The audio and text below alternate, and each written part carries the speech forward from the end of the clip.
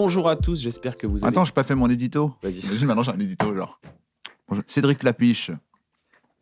On passe tout de suite au portrait de Navo. En intro, genre. Cédric Clapiche, un péril. Jeune. Dans sa tête, une véritable auberge espagnole. Regardons bien la caméra. Celui qui, tu sais, ce qui est un prompteur, en fait. Ouais, Celui qui nous montre ce qui le meut. Aujourd'hui, Qui il nous raconte une vraie salade grecque. Il connaît. Il est juste allé sur Filmographie ou IMDb. Il a fait un paragraphe Il avec a juste écrit, tu fais, mais c'est un exercice qu'on faisait en CM2, ça. Non. J'espère que vous allez bien. Bienvenue dans mon moment. Vous l'avez deviné, on est avec Cédric Clapiche et Navo. J'espère que ça va bien. On s'applaudit parce qu'il y a des gens qui nous écoutent en podcast audio, donc aussi. Ok. Bon, mais c'est quoi le rapport? C'est chaque fois que tu dis Mais pour ça les donne gens en une bonne podcast audio, ambiance. on applaudit. Je suis là, Ouais, pourquoi mais ça donne une ambiance. Les gens ils sont là, genre, il y avait vraiment une ambiance dans ce studio, tu vois. Ah ouais. Mais vois défaut Oui, je Une vois. foule. Allez, faux applaudissements. du zénith, genre vraiment. Merci. Ouais, je mets les bruits du. Cédric Clapiche. Je mets les bruits du Zénith de Paris. Olé. Voilà. Non, on est hyper heureux de te voir, de te revoir, de toute façon, à chaque fois de te revoir. C'est toujours un plaisir. Partagé. Cédric, on te doit tellement. On te doit tellement. Grâce à toi, on existe. Donc... Non. Non, si. Alors, Ah. pas de fausse modestie, je te le dis sincèrement. Tu fais partie justement de nos inspirations. Pour nous, c'est vraiment un moment. Enfin, pour moi, Navo, il s'en fout un peu. Enfin, il fait le mec qui s'en fout, mais il s'en fout pas du tout. Je m'en fous pas du tout. Je m'en fous pas du tout. Mais non, mais tu sais, t'es là. Tu fais Brad Pitt dans Ocean Eleven. Tu Bah, lèves c'est pour tes doigts. l'impressionner. J'espère. Ouais, voilà. Je vais dans la saison 2 de Salade Grecque, moi. Putain, c'est un super comédien. Je suis arrivé, je fais semblant d'être fatigué en disant, on enregistre tôt. Et tout d'un coup, bam, l'énergie. Ouais, je dis, bah, le gars- mais le mec, c'est Le un gars est ouf. vif. Non, on te doit tellement et vraiment, c'est un plaisir de te recevoir. Ben merci, en tout cas. Un des films qui nous a. Alors, on va en parler, mais on n'est pas obligé de parler que de ça. Mais il y a vraiment un film que tu as toujours su, justement, insuffler la jeunesse dans tes films. Vraiment, tu as su nous. Déjà la filmer, la jeunesse, mais surtout lui insuffler l'envie de faire des trucs. Et pour ça, merci. Merci à vous. Tu vois, ça fait longtemps maintenant. Il sait dire merci aux compliments et tout. Merci. Tu sais, il fait pas genre, mais non. Il a tenté un mais non. Il a fait, ah ok, non. Il veut vraiment me faire des Est-ce compliments. que tu as toujours su prendre des compliments ou c'est un truc que tu as dû apprendre à faire? Non. Moi je trouve que il y a vraiment quelque chose qui fait que quand on reçoit ces compliments, ça fait toujours plaisir. C'est donc les gens, parfois, je sais pas, des gens m'arrêtent dans la rue et ils me disent oui, merci. Je sais que ça vous embête. Je dis non, ça m'embête pas du tout. Ah ouais. Non, ça fait super plaisir. C'est la phrase de Kian, c'est comme un massage. C'est pas parce que t'as déjà fait des massages que t'aimes pas quand Absolument, on te fait un ouais. massage. Non, c'est. Il est fort, hein. Il peut Et être co-scénariste c'est- avec toi, il peut travailler pour toi. Hein. J'aime bien faire des images, mais c'est parce que j'ai vu l'auberge espagnole. Je me suis dit, on peut faire des images en fait dans la vie. Waouh. C'est magnifique ce qui se passe. Bah ouais. Non, mais c'est la rencontre. Et puis je suis toujours un peu intimidé de parler à Cédric. J'ai C'est peur vrai de le faire chier. Bien sûr, moi j'ai peur de le faire chier. C'est vrai que j'ai peur de te faire chier. Ah ouais. Ouais, de ouf. Je te kiffe, hein, tu vois, j'adore et tout. Je suis hyper décontracté avec toi, mais je me dis, pas envie de le faire chier quand même. Il sait déjà tout. C'est déjà tout. Qu'est-ce que je peux bien lui dire? À part qu'il est super. Comment on fait que ça pendant une heure. Bah ouais, bah c'est Cédric, super. t'es Bienvenue super. dans un Je super vais moment rester. pour Cédric Clapiche. Mais t'es super. Bienvenue dans l'émission Cédric Clapiche. Je dis merci les gars, on avance pendant une heure. J'aimerais Cédric- qu'on partage un peu Non, des. excuse-moi, j'ai pas fini, moi. Vas-y, continue. Cédric, je t'adore. Cédric, pour moi, t'es la personne qui nous a montré qu'on pouvait faire quelque chose. Que c'était possible, tu vois, quand on voit l'auberge espagnole, on s'est dit, ah, on a le droit de faire ça. Et c'est important de donner l'autorisation aux générations suivantes, puisqu'on a 20 ans d'écart, et que du coup, je suis un peu comme un Pierre Ninet qui aime sa Virginie Efira. C'est magnifique. C'est la fin de mon édito. Retrouvez les chroniques de Navo. Navo dézingue le cinéma. Allez, c'est parti. Clapiche. Clap. Ish. C'est marrant parce que clap-ish, ça veut dire tu clapes, mais. vite fait, quoi. Ouais, C'est une sorte de clap. Ouais. Ouais. Il a clap-piche. En plus, c'est souvent, il y a des gars qui clap-iche. Ouais, vite fait. Quand Ouais, ils sont pas très bons encore, ils font là. Ouais, mais ils veulent pas niquer les oreilles du comédien. Le clap là. Mais tu sais que T'étais pas dans le cadre. Oh merde, j'ai clap-piche. Alors, tiens, on va m'en parler de ça. Le clap. Non, mais c'est Ça, voilà, intéressant ça, en c'est tant un vrai qu'acteur. sujet, En tant ça. qu'acteur, non, c'est un vrai sujet en tant qu'acteur. Non, parce que des fois, les claps, pour expliquer aux gens, il faut synchroniser le son et l'image. Donc, on met un clap et ça fait un bruit très strident pour que ça fasse ping sur le son numérique, ça fasse bing, ça fasse une grosse trace et comme ça, on peut synchroniser les pistes son et l'image. Mais des fois, le gars, il te clappe, mais t'es dans une salle hyper émotionnelle, la caméra, elle est comme ça sur toi et le mec là, il fait et deuxième prise. ton oreille il fait pouh. C'est genre, Ouais. merde, je dois être dans une émotion maintenant. Trop dur la vie de comédien. La vie, c'est très dur. C'est ça, Après, c'est ça les vos gars, ils sont problèmes. là. Bah non, mais le vrai pire, c'est après, toi, t'es là, tu veux juste qu'on t'offre un café, tu vois, t'es là, t'es bien. C'est trop dur. En commentaire, dites-nous si vous aussi vous avez ce genre de problème. Si jamais vous aussi, vous êtes dans une vie où vous passez le marteau-piqueur et vous estimez que notre vie est dure. Ouais, n'hésitez c'est la pas, même chose en fait, le bruit d'un marteau-piqueur C'est la quand t'es un même chose. ouvrier C'est toute la la même journée chose. Ah et ouais, c'est un terrible. clap un peu trop Mec, fort. c'est terrible. Moi, je trouve que c'est Terrible, c'est la terrible. même chose. Non, mais il faut Je parler pense des qu'il vrais faudrait que tu aies la problèmes. retraite à 36 ans, toi. Je pense que tu as le métier le plus pénible. Il faut parler des vrais problèmes. On parle des vrais problèmes. Comment on fait pour Pour éviter le bruit des claps. En fait, il parle que de ça, ça fait 6 mois. Alors, qu'est-ce qu'on peut trouver comme solution? comment on fait pour Il s'est juste mis en Le mode mieux- spectateur. le mieux- Ils sont marrants, il est rigolo, là. Moi, je suis venu pour me marrer, moi. Je vous écoute. Ils m'ont pas posé une question. Apparemment, lui, il essaye de me parler, l'autre l'interrompt tout le temps. comment on fait pour commencer à écrire une histoire? Là, en ce moment, tu écris un nouveau film, par exemple. Ouais. Et comment on fait au bout du quasiment 12e film, je crois? Non, 15e. 15e film, Ouais, pardon. ouais. Comment on fait pour à chaque fois se dire, tiens, on repart à zéro, on écrit une histoire? Comment se dire, c'est la bonne histoire, tout ça? En fait, c'est vraiment. C'est juste une histoire d'envie. On se dit de quoi j'ai envie, quoi. Hmm. Et c'est une question très bête, mais à chaque année qui passe, il y a des envies différentes. Et donc, il y a des. Et je trouve vraiment qu'un scénario, c'est une boîte à envies. Et donc, on met des envies dedans. Et donc, ça peut être, on peut partir d'un lieu de tournage. J'aimerais bien tourner en Bretagne Ah ouais. ou une envie d'acteur en disant j'aimerais bien tourner avec Pierre Ninet. Et puis, on part de ça, en fait. Et puis ensuite, il y a l'idée d'acteur avec la Bretagne, avec le fait de parler d'un thème spécial et où il y a d'un coup, ça fabrique une histoire. Et ce qui est assez étrange, parce que donc là, en ce moment, là, j'écris un scénario et c'est un film d'époque. Je me suis dit, j'aimerais bien faire un film d'époque, parce que j'ai jamais fait ça. Enfin, j'ai fait Le Péril jeune, qui était déjà un film d'époque, parce que ça parlait des années 70. Mais voilà, j'avais envie de faire ce qu'il y a dans un film d'époque, avec les costumes, avec le fait de transposer la réalité, parce que moi j'ai fait quand même beaucoup de choses qui sont très très dans la réalité. Ouais. Et là, le fait de parler de l'époque, ça met un peu ailleurs, disons. Donc j'avais envie de ça. Donc ça, c'est l'impulsion de départ. Et une fois que je me suis dit ça, je me suis dit, ok, j'ai envie de parler de l'époque avant 1900. Qu'est-ce que je raconte? Donc, je suis parti de ça, et ensuite je déroule et je trouve une idée d'histoire. Et puis, et ce qui est fou, c'est qu'à la fin, c'est plus moi qui fais l'histoire, c'est vraiment l'histoire qui se fait, quoi. C'est-à-dire que à partir du moment où j'ai trouvé 3 machins, en fait, je suis ces 3 machins-là. Ah d'accord, on n'a pas besoin d'avoir 1000 idées à la base pour Non, pouvoir c'est se juste lancer. d'essayer de trouver la logique de ce qu'on a donné au départ. Genre, Et tu dis, j'aimerais bien qu'il y ait tel décor. À un moment, il va se passer ça, c'est sûr, ça me fait trop Voilà. kiffer qu'il se passe ça. Et Ouais. après, tu dis, bon, bah maintenant, il faut bien qu'il se passe quelque chose avant et après, ce truc que je veux. C'est un peu ça, Ça, mais Ça a l'air simple, mais s'alimente, ça hein. ne l'est pas du tout. bah non, ça ne l'est pas, parce qu'ensuite, il y a vraiment du travail, et qu'ensuite, c'est des mois de travail pour arriver à trouver une cohérence et faire en sorte que ça ne veuille pas rien dire, quoi. Mais le point de départ, c'est le désir, quoi. C'est l'envie de quelque chose, et puis ensuite, c'est vraiment une somme de désirs qui s'additionnent les uns aux autres, quoi. Et comment tu fais pour éviter le remplissage? C'est-à-dire que tu te dis, à un moment, il va se passer ça. Ça va être ça, j'ai trop envie de le faire. Puis il va se passer ça. Entre les deux, il faut qu'il se passe quelque chose. Comment tu fais pour que entre les deux, il se passe quelque Bah, chose, ça ne devienne pas juste je dirais que c'est administratif? le travail. C'est-à-dire qu'il y a le travail du scénario, puis il y a le travail du tournage, et il y a le travail du montage. Et c'est quand même un travail soustractif, c'est-à-dire qu'on propose des choses, et puis on se dit, ah, non, ça marche pas, donc on l'enlève du scénario. Puis on filme un truc et on se dit, ah bah non, ça marche pas, et on l'enlève du montage.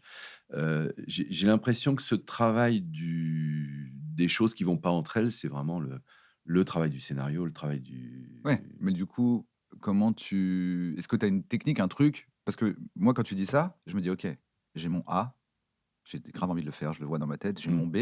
Bon, entre les deux, faut qu'il se passe quelque chose. Et ce A prime machin qui va aller jusqu'au B, faut pas que je le bâcle en disant vivement le B. Tu vois, faut que j'avance. Yo, alors juste pour clarifier un peu ce que demande Navo, en fait, il demande comment on construit des péripéties organiques. Si vous voulez, vous avez un point A. Un personnage rentre dans un château. Et en fait, vous avez déjà le point B, parce que vous voulez faire un point A, vous voulez un personnage qui rentre dans un château, et vous voulez un point B, le bal, avec l'intérêt amoureux sur une musique de Queen. Donc une idée un petit peu originale, un petit peu burlesque. Et en gros, l'idée, c'est comment vous reliez l'entrée dans le château jusqu'au bal sur une musique de Queen. Et ce que Navo demande, c'est finalement, on a souvent un A et un B, mais entre les deux, c'est un peu du vent. Ou alors c'est des choses qu'on essaie de remplir avec parfois de l'exposition, des explications, finalement des choses un petit peu futiles. Et ce que Navo demande, c'est comment rendre solides ces péripéties afin d'avoir un chemin organique et naturel du point A, le personnage rentre dans un château, au point B, il y a un bal sur une musique de Queen. Donc en fait, finalement, on va avoir une relation de cause à effet. Il se passe ça, mais il se passe ça, donc il se passe ça, mais il se passe ça. Et la question que Navo pose, c'est comment on crée ça? Comment on crée ces péripéties? Finalement, c'est A', A double prime, et ainsi de suite, et ainsi de suite. Voilà, je voulais juste être sûr que ça soit bien clair pour tout le monde, vu que c'est de la narration, c'est de la dramaturgie, c'est des trucs assez complexes, et peut-être ça pouvait pas être clair pour tout le monde. Donc voilà, on est bon, on peut continuer l'émission, tout va bien. Ah non, il faut qu'il soit original, le A'. Faut qu'il Non, mais soit... c'est ça c'est vraiment Mais comment le Puisque travail c'était qu'on pas c'est le boulot. Quand on lit le scénario, puisqu'on n'arrête pas d'écrire et de lire, on essaye de prendre du recul en se disant, ben ouais, le A', là, il est raté, donc je vais faire un autre A'. Quand je dis c'est ça le travail, c'est ça le travail de l'écriture, où il y a ensuite le travail de la dramaturgie, où on se dit, il faut qu'il y ait quand même une espèce de mini suspense, ou au contraire, c'est un film très contemplatif, on s'en fout du suspense, donc il faut qu'il y ait quelque chose qui accroche. Le début de Encore, par exemple, c'est un film où je m'étais dit au début du film, je voudrais que ce soit non pas muet, mais en tout cas qu'il n'y ait pas de dialogue, et qu'on soit que sur la musique et la danse, et une narration qui n'est pas dite par des dialogues ou par des échanges entre des acteurs. Bah voilà, c'est un principe de départ, et je me dis, et ça, je me dis ça dès le départ, et je sais pas si ça va durer 3 minutes, 5 minutes, 7 minutes, 10 minutes, 20 minutes. J'aurais bien aimé que ça dure 20 minutes, ça dure en fait 15 Les minutes. artistes, c'est ça, à la base, normalement c'était dialogué, mais au bout d'un moment, il a fait Ah oui, putain, c'est ça vrai. fait 1h30. Mais en fait, les gens arrêtent Au de bout d'une parler. heure et demie, il a fait bon, bah vas-y, ça sera un film muet alors. Genre, non. Mettez-le en noir et blanc. Et donc voilà, en tout cas, voilà, il y a un espèce de principe de départ, et ensuite on juge tout le temps, est-ce que ça tient le coup? Et il y a un côté donc un peu contemplatif. Non, c'est pas un film comme un James Bond, on fait exploser tout, et on se dit mais pourquoi ça a explosé? Et puis ensuite on explique. Et là, c'est vraiment un truc où Expliquer James Bond ouais. en deux phrases. Alors que là, c'est le Alors, contraire. Ça explose pourquoi ça a pas, et on se dit mais explosé pourquoi ça a pas explosé? Et là, on voit pourquoi c'est mieux des fois quand ça explose pas. Mais quand même, il y a cette notion de suspense qu'il faut avoir, quoi. Et donc, du coup, il y a beaucoup de questions à se poser sur comment je fabrique cette intrigue. C'est ce qui intrigue le spectateur, quoi. Ce qui le meut. Ouais. De placer le spectateur en enquêteur, c'est important. Un peu en qu'est-ce qui se passe à l'image, j'ai envie de comprendre qui sont ces gens, quels sont leurs problèmes. Moi, je dirais que c'est juste l'envie de rester, quoi. Il y a une phrase magnifique de Boris Vian. Il dit: le film était tellement mauvais que les gens faisaient la queue pour sortir. Et pour moi, c'est comme un truc un peu réel, c'est-à-dire qu'il y a beaucoup de gens qui s'en foutent, mais moi, j'ai envie que le spectateur reste dans la salle. Et donc, du coup, cette notion et maintenant, qu'est-ce qui se passe après? Enfin, ce truc qui fait qu'on est intrigué, Ah, et mais c'est pas vraiment la notion de qui suspense. est au pas sens, forcément du suspense. bah Parce non, que parce justement, que j'allais dire moi, le berger espagnol, je suis pas dans un suspense. non, c'est ça, ouais. Donc, moi, je fais pas des films d'action, et je suis pas dans le Ouais. suspense fou, mais C'est trouver le moyen que la personne a envie de regarder ouais, la c'est séquence ça. d'après, quoi. Ouais. L'empathie, par exemple, pour Xavier, Ouais. est une sorte d'équivalent de suspense. Tu as une empathie pour ce personnage pendant le personnage, tu dis mais ce gars-là, c'est moi, c'est dans sa manière de penser tout de suite. Il a des codes de pensée où tu te dis mais ce gars-là, on pense un peu la même chose. Du coup, j'ai l'impression de l'aimer parce que tu vois, cette empathie, elle peut tenir le spectateur aussi. Il n'y a pas Ouais. besoin de faire. Juste, j'aimerais expliquer un peu aux gens pour le suspense, pour expliquer un peu parce que c'est un peu technique. Parfois, on dit il y a du suspense, il n'y a pas de suspense. Il y avait cette. Parce qu'on a un public de gros teubés, hein, vraiment. On est obligé Non, mais d'expliquer tous les il y mots, avait c'est cet hyper exemple. relou. Non, mais Déjà, pour un être film, qu'est-ce qu'un un film? peu didactique pour les gens qui sont pas vraiment du métier et qui nous écoutent. Il y avait je crois que c'était cette anecdote d'Hitchcock qui disait, il filmait une scène de deux gars qui parlaient dans un café. Ça durait 15 minutes et du coup, c'était un peu chiant. Donc les gens, ils parlent et tout. Donc c'est juste un dialogue. On a juste un dialogue. Et en fait, si on fait un plan de quelqu'un qui vient mettre une mallette en dessous de la table, qui règle une bombe et qui met la bombe en dessous de la table, et on remet le même dialogue pendant 15 minutes, et ben quand tu vas regarder le dialogue, tu vas être un peu en situation de attends, il y a une bombe en dessous de leur table. Quand est-ce que... Et du coup, les 15 minutes passent 10 fois plus vite parce qu'il y a un engagement. On se dit qu'est-ce qui va se passer? Enjeu. Ouais. Un enjeu. Et donc c'est ça dont on parle, c'est l'enjeu, le suspense ou l'empathie. Hmm. Voilà, je voulais juste ramener ça. Et c'est vrai qu'en tant que scénariste, on doit trouver un truc quand on fait regarder les gens de dire oh, attends, là, il y a une situation, je veux savoir ce qui se passe. C'est vrai. Juste rappeler un peu aux gens. Tu me juges, tu Je arrêtes te de me juge pas du juger. tout. Tu me juges tellement. Mais non, mais parce que moi, j'ai toutes les stats de nos spectateurs. Il y en a 10% qui sont très, très imbus d'eux-mêmes. C'est ceux qui me préfèrent d'ailleurs. Et eux, ils détestent quand tu expliques des trucs, mais il faut bien expliquer aux 90 Bah oui, autres mais pourcents. Mais donc oui, pour mais eux, je dis, vous n'êtes oui. pas des teubés, vous inquiétez pas. Vous saviez très bien ce que c'était le suspense.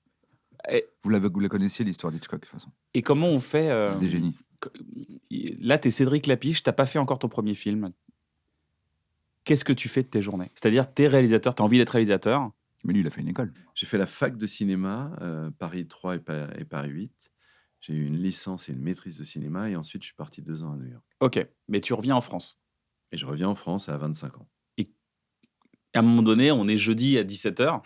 Qu'est-ce que tu fais? Tes journées, quoi. Parce que t'as pas encore t'as pas rencontré Bruno à ce moment-là. Non, non, non. Bruno, ton producteur. Ouais. Donc, qu'est-ce que tu fais de tes journées? Tu vois, c'est genre, En fait, alors j'essaye de t'es faire... en voie d'être Cédric Lapiche. Ouais, j'essaye de faire des courts-métrages, j'essaye de gagner ma vie, ce qui n'est pas la même chose. Donc, j'essaye de trouver des boulots pour gagner ma vie et en parallèle, j'essaye d'écrire des histoires. Euh, C'est quoi? Comment t'écris une histoire à ce moment-là? Parce que là, t'as pas de deadline, t'as rien. T'es juste Non, un mec ouais. seul chez toi. Bah, c'est pareil, c'est l'histoire de l'envie, quoi. C'est-à-dire que là, à 25 ans, quand je reviens de New York, je fais mon court-métrage et je mets genre 2 ans à le faire. Ça met assez longtemps de trouver l'argent, d'écrire l'histoire, puis de trouver l'argent. C'est très long. Ça s'appelle Ce qui me meut, donc ce film. C'est un film sur Étienne Jules Marais, celui qui a inventé le cinéma avant les Frères Lumière.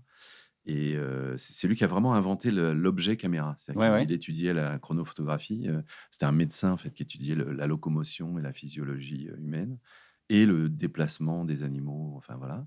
Et il a inventé un procédé pour pouvoir étudier le galop du cheval ou la locomotion. Et en faisant ça, il a fabriqué un corps de caméra. Et ensuite, il a donné aux Frères Lumière cette chose-là, et eux, ils ont rajouté les perforations dans la pellicule. Donc, en fait, ils ont pris le même objet, mais ils l'ont amélioré. Et en fait, c'est devenu l'invention des Frères Lumière. Mais donc, c'est vraiment une sorte de médecin qui est à l'origine du cinéma. Et donc, moi, je me dis, ça serait intéressant de faire un documentaire sur ce personnage-là. Donc, je repars un peu de ce que Woody Allen avait fait avec Zelig. Il avait fait un faux documentaire. Et moi, je me dis, ça serait intéressant de faire un faux documentaire sur celui qui invente le cinéma. Et donc, voilà, j'ai fait ça. Parce que du coup, normalement, vous pouvez pas le filmer. Non, on peut pas le filmer. D'accord. C'est ça qui est Parce ouf. qu'il Tu allait t'a- tu inventer le t'adresses truc. aux gens. Il allait inventer le truc qu'il allait filmer, mais il a pas. Et là, tu le il filmes peut en pas train le de filmer. l'inventer. Ouais, Voilà, c'est c'est ça. ça. C'est ça. C'est-à-dire que à la fin, il peut dire, ah voilà, maintenant on peut commencer le docu. Il était là Terminé, pendant le documentaire, il est là. Imagine, non, mais attends, Il lui ça donne. peut être vachement bien pour les chevaux ce que vous avez là. C'est quoi? Pour étudier Il les lui chevaux. vole au Il vole réal le du truc. documentaire. Du coup, il y a un- Ce il y a un- qui Ce qui est drôle, Lumière, on va ce croire que c'est qui moi. est drôle, c'est que pendant le film, personne ne pense à ça.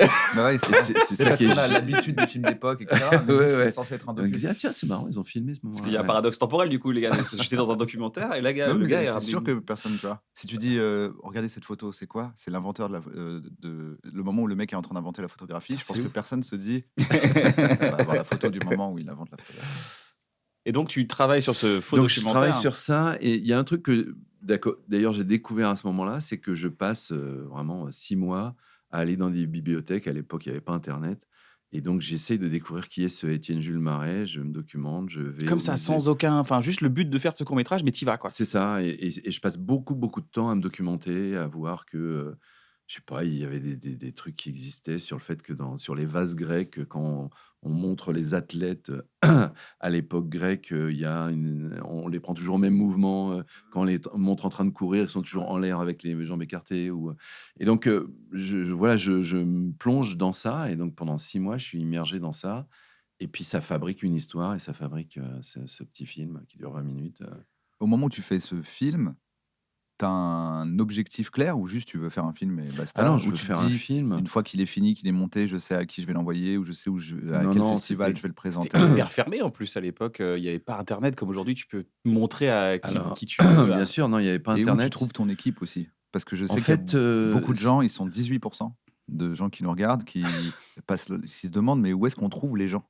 C'est le plus dur en fait. Genre, salut, je suis scénariste, mais où en est-ce que je fait, trouve un réal et un comédien? la réponse à tout ça, c'est les festivals de court-métrage. C'était un peu l'époque où ça se crée. On est possiblement dans l'époque où ça se referme, mais à l'époque, il y a vraiment c'est les années 80, donc.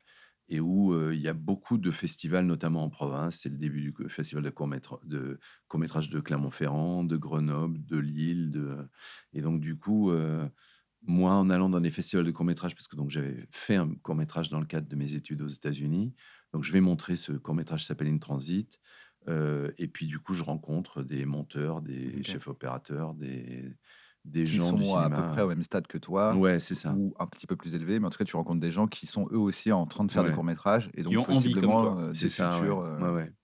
Et du coup, j'ai rencontré notamment ma script, Marie Bermillard, comme ça, qui, elle, me présente à des gens. Je connaissais quelqu'un du lycée, Dominique Collin, qui est devenu mon chef opérateur. Et qui, à ce moment-là, bosse sur, au moment où tu fais Ce qui me meut. Sur Ce qui me meut, c'est lui qui fait l'image et il sortait de l'école Louis Lumière. Donc lui, Tu lui as dit, voilà. Eh, tu sais que ton école, elle devrait s'appeler Marais. C'est vrai. Mais donc, Ah ouais Bah ouais, et on va le montrer au monde. Putain, t'as raison. Mais donc voilà, on a fait ça. Et puis c'est lui qui a eu l'idée d'utiliser une caméra manivelle pour avoir un peu un look de l'époque. Donc on a tourné avec une caméra manivelle. Et, et ce qui était drôle, c'est qu'on faisait, on avait le principe de faire des choses mal faites, bien faites. On avait une espèce d'expression comme ça, où on faisait, par exemple, un panoramique, donc on fait tourner la caméra de gauche à droite, et où c'est pas complètement fluide. Mais par contre, si c'est mal fait, ça marche pas. Il faut bien faire le truc Ouais. mal fait. Et donc voilà, il y a plein de trucs comme ça qu'on invente pendant le tournage. Et, et c'était vraiment très joyeux ce tournage, mais très compliqué à faire, mais très joyeux parce que c'était très créatif, alors qu'on n'est que en train de parler de quelque chose qui a été inventé 100 ans plus tôt, quoi. Et avec pas de moyens, du coup. Et avec, alors, Tout le monde pour un un peu, court métrage, il y avait des moyens. Mais par contre, alors j'ai mis qui vraiment du coup très venait d'où longtemps. C'était Adeline Lecallier qui avait produit ce court métrage. Ah, donc tu trouves, tu as quand même Ouais, une ouais, j'ai trouvé une productrice productrice que j'ai trouvée justement au au Festival de festival, d'accord. Clermont-Ferrand. Et puis Donc les ensuite, rencontres, les festivals, c'est quelque chose qui est ouais, ouais. très Donc là, tu important. rencontres des gens avec qui tu vas faire le court-métrage, les gens qui produisent, la personne qui va produire le court-métrage. Ouais. Donc c'est vraiment Et une puis entrée. aussi les gens qui financent, parce qu'il y a eu. C'était déjà Canal+. À l'époque, c'était le début de Canal+. En fait, c'est les premières années de Canal+. Canal qui relance les courts-métrages d'ailleurs, qui relance une Ah ouais, chaîne c'est de vrai. courts-métrages. Il relance carrément une chaîne de courts-métrages. Là. Ok, je Ouais. savais pas. C'est fou. Et à l'époque, c'était Patrice Bauchy, moi, qui m'avait donné un prix pour mon autre court-métrage In Transit. Donc, qui m'avait donné un prix pour pouvoir faire un deuxième court-métrage. Donc, lui, il m'a beaucoup aidé. Il y a une femme qui s'appelle Sylvie Bloom, qui à l'époque travaillait à l'INA. Et c'était le début d'Arte. Enfin, c'est drôle, c'est le début d'Arte, le début de Canal+. Et c'est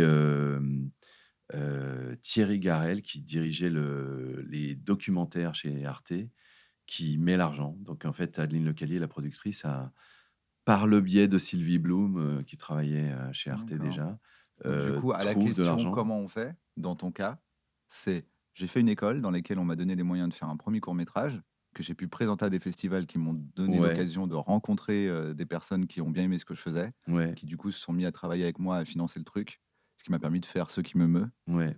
Et ensuite, ça s'enclenche comme ça, Ouais, de c'est ça, c'est rencontre en un petit, rencontre, et château de de cartes, quoi, parce que... Ce qui me meut, lui, repart en festival, ouais, c'est et ça. ainsi de suite. Ok. Et Ce qui me meut, alors là, il a gagné, je sais pas, une quinzaine de prix, dont certains à l'étranger.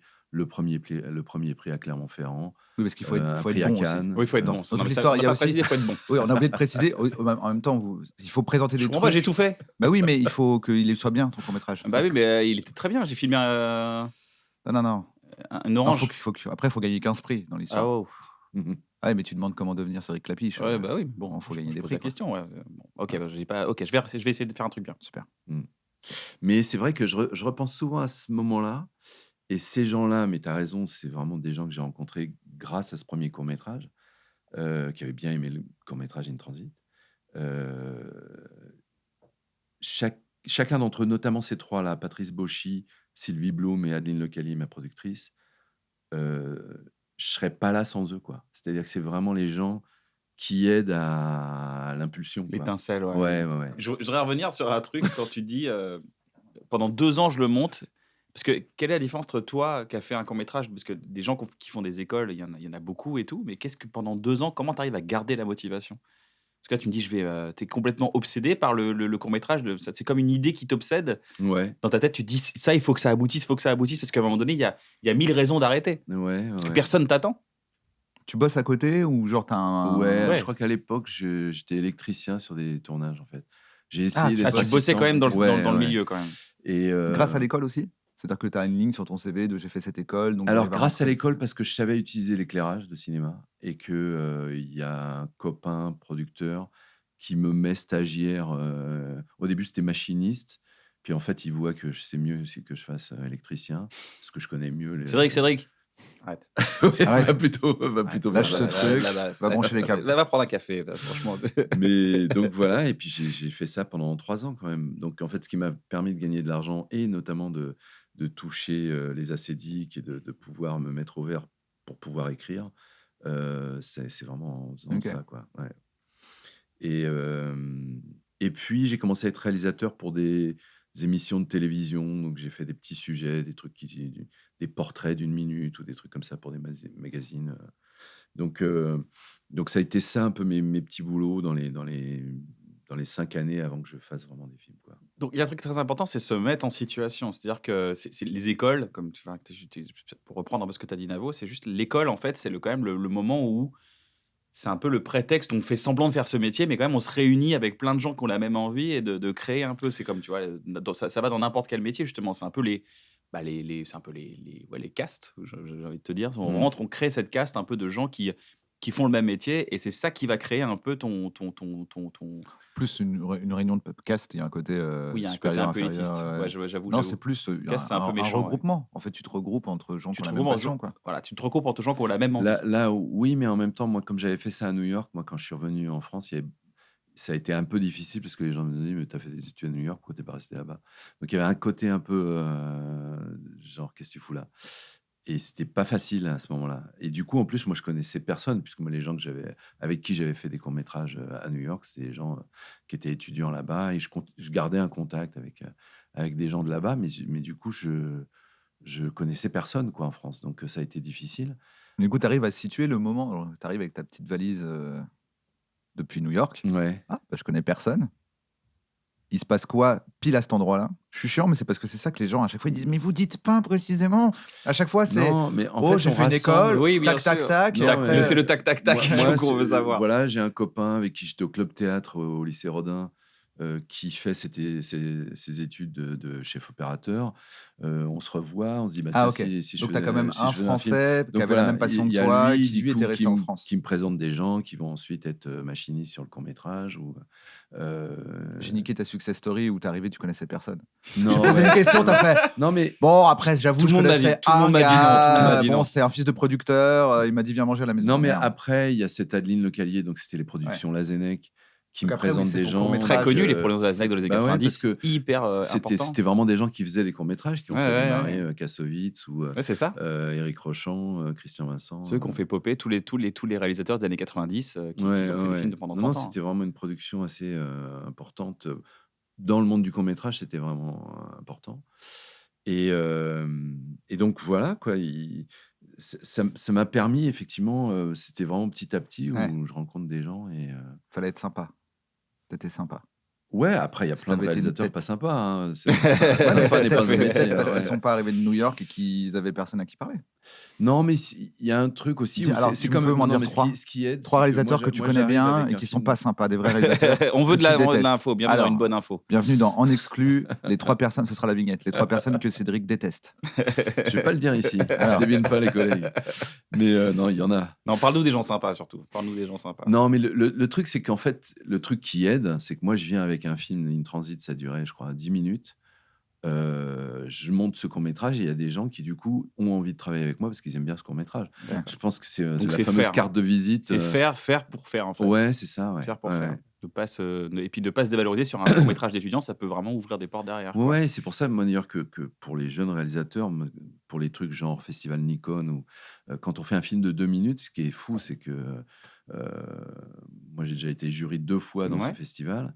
En 2 minutes, on voit que quelqu'un a quelque chose à dire. Ouais. C'est-à-dire qu'il suffit pas d'être réalisateur et T'as pas besoin d'un truc d'1 heure et demie pour te non, rendre compte qu'il y a non, un génial, truc ce à festival. faire. et Ouais, qu'il génial, y a ce un festival. langage, il y a une envie, il y a des choses comme ça. Donc, je pense que c'est ça qu'il faut vraiment commencer avec des petites choses et puis au fur et à mesure, il y a une boule de neige, quoi. Est-ce que quand tu arrives de New York, tu es un peu Xavier qui arrive à Barcelone tu connais pas trop de monde à Paris, En fait, tu galères un peu. Genre le même monde du le cinéma Le monde du devient cinéma Barcelone. devient Barcelone. Il regarde les la festivals, en disant, je scène, ne connais pas la encore ces scène rues. de Xavier qui arrive à Barcelone, elle est inspirée de moi qui arrive à New York et où je connais pas la Ah, ville et tout d'accord. ça. Donc ça, c'est vraiment très pompé de ce que moi j'ai vécu à New Mais York. regarde la métaphore, moi ça y est, je l'ai comprise. Toi qui rentres au cinéma, toi qui arrives dans le monde Non, du non, mais cinéma j'ai en bien compris. France, est-ce que c'est comme Xavier qui dit, putain, je ne connais rien encore de Barcelone, mais je sens que je vais rencontrer des gens, qu'il va se passer des choses. Oui, après, effectivement, il y a le truc de la découverte, quoi. Ouais, t'appelles des gens qui Euh, répondent pas, t'as un plan, quelqu'un Ouais. va voir, et puis en fait c'est un plan T'as un galère, plan et à puis tu part, te mais il dis est pas voilà. ouf.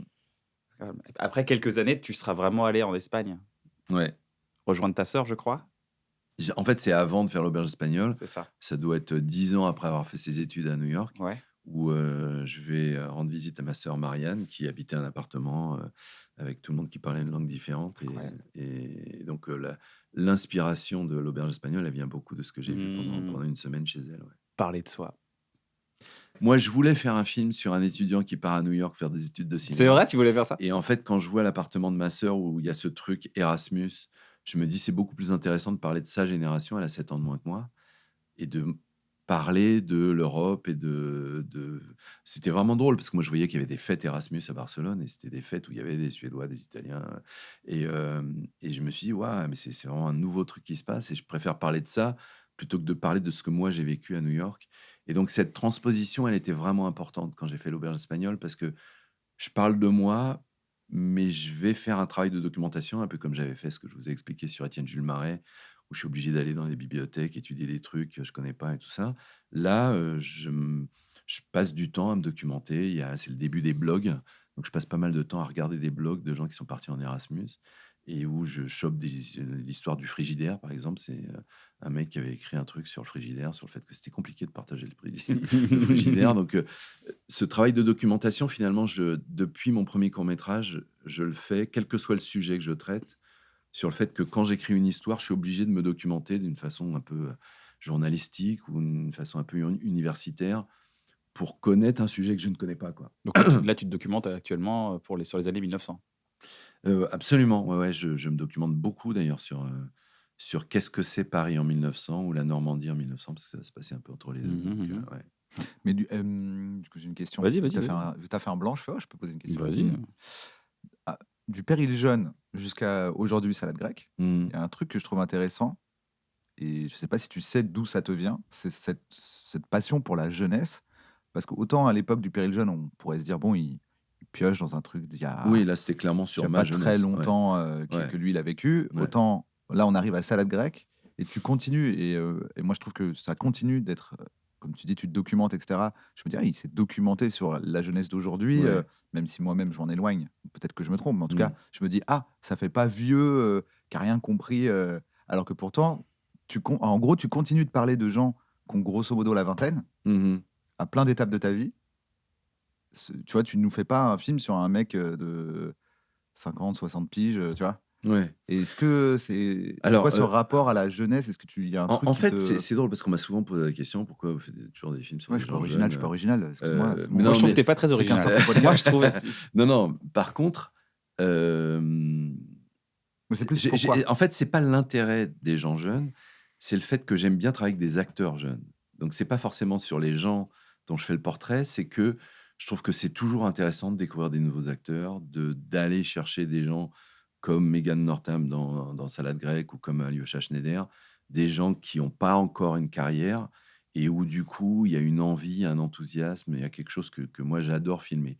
Donc c'est pas tellement le goût de la jeunesse que j'ai envie de portraiter, c'est le goût des jeunes acteurs où j'aime bien filmer ce qu'ils sont, quoi. C'est pas tant le sujet Ouais, du c'est ça, film ouais. que les acteurs qui vont se retrouver dans ton film, si c'est le sujet intéressant. c'est des jeunes, quoi. Ouais, parce que c'est vrai que euh, moi, je sais que je pourrais pas faire un film avec Alain Delon, par exemple. Ce qui me fait peur, en tout cas, peut-être c'est Ouais. faux hein, d'ailleurs, mais il y a un côté blasé, disons, et Ouais. que j'ai pas envie de me retrouver avec ça. Et donc, j'ai envie de me retrouver avec de l'énergie. Avec Tu penses que quelque chose le fait d'arriver avec plusieurs films, ça peut éteindre une certaine flamme?